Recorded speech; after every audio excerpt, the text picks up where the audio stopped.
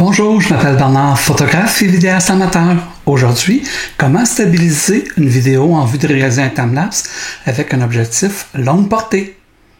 Bon visionnement!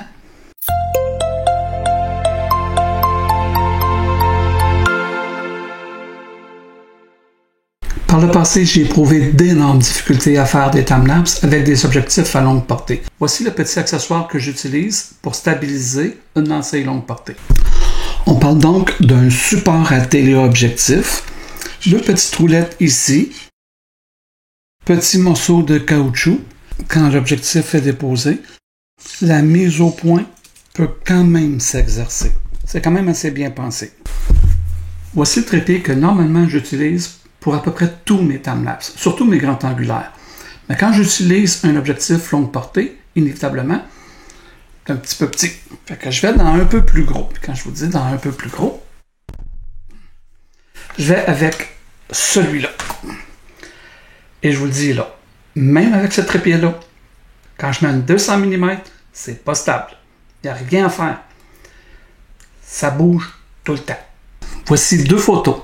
Voici le trépied avec un élastique et mon sac photo pour tenter de le maintenir en place le plus fermement possible et ça fonctionne.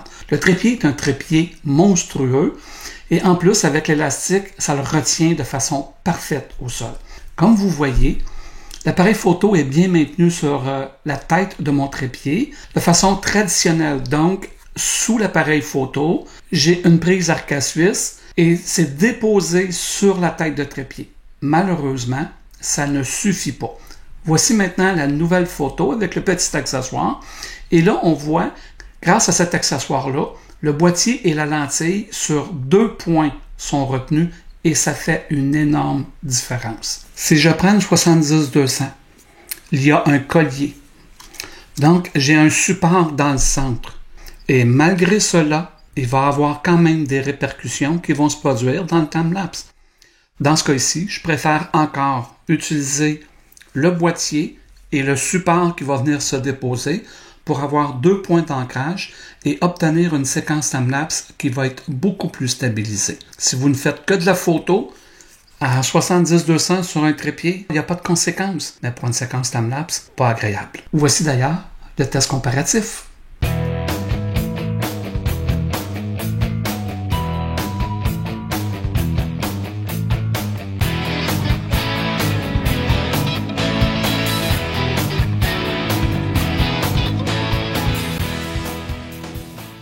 J'espère que ça va pouvoir vous aider vous aussi. Je vous souhaite une bonne journée. À la prochaine.